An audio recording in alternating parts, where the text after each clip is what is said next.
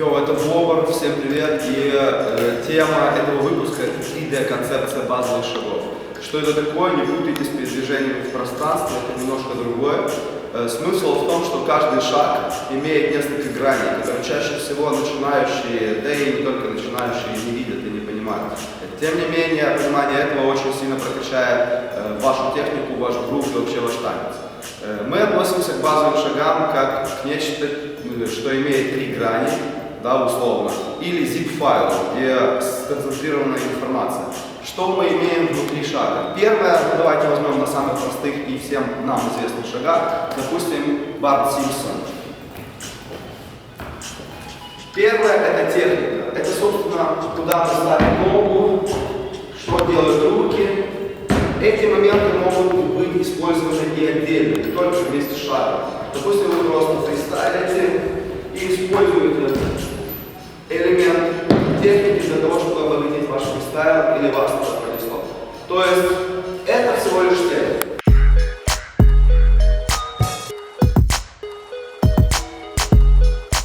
Второе и, пожалуй, самое главное в 3D-концепции и в базовых шагах — это ощущение группа в каждом шаге.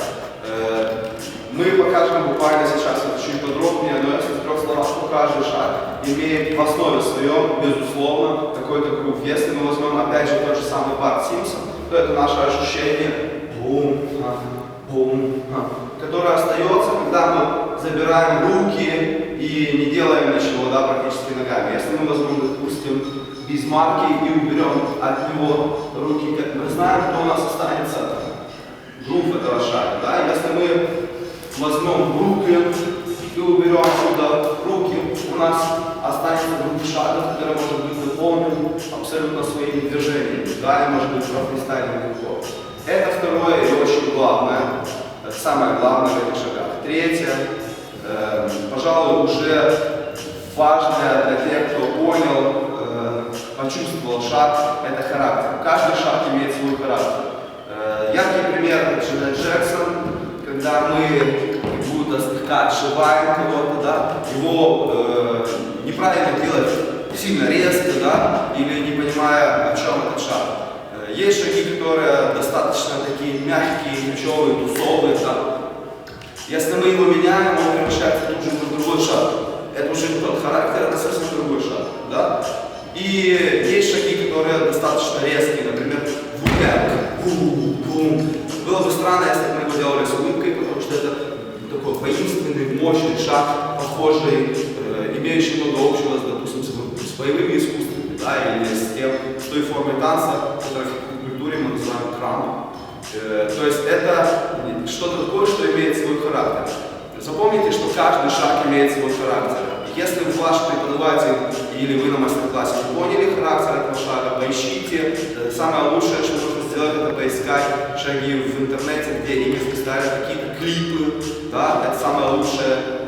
Уличные сессионы, где делают эти шаги. Яркий пример — это ньюскуловые шаги различные. Доги, кэддези, да? Там, где имеется свой характер, когда люди свыкуют.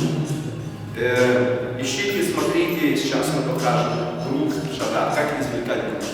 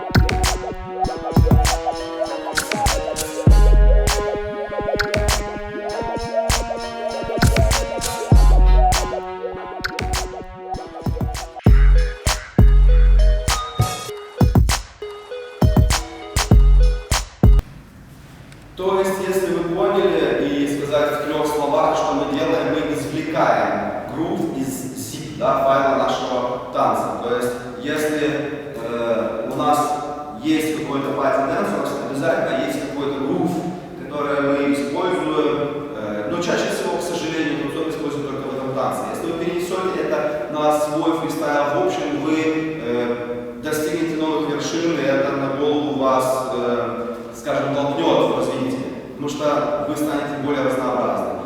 Обращайтесь так к каждому шагу, каждый шаг без исключения имеет свой грув и свою манеру грува, да? Извлекайте, пробуйте, есть хорошее упражнение, пробуйте извлекать один грув и некоторое время в нем фристайлить. То же самое касается техники, то есть, собственно говоря, вот у нас есть бисмарки, фактически технически это тело и руки.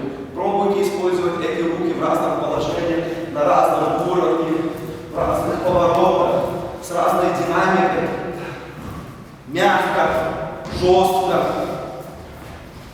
бросая с телом вниз, вверх. Таким образом, вы сможете проработать шаг и использовать эту технику не только во время выполнения шага, но в любом вашем элементе танцевальном, где нужно будет сделать что-то в какую-то сторону, используя технику.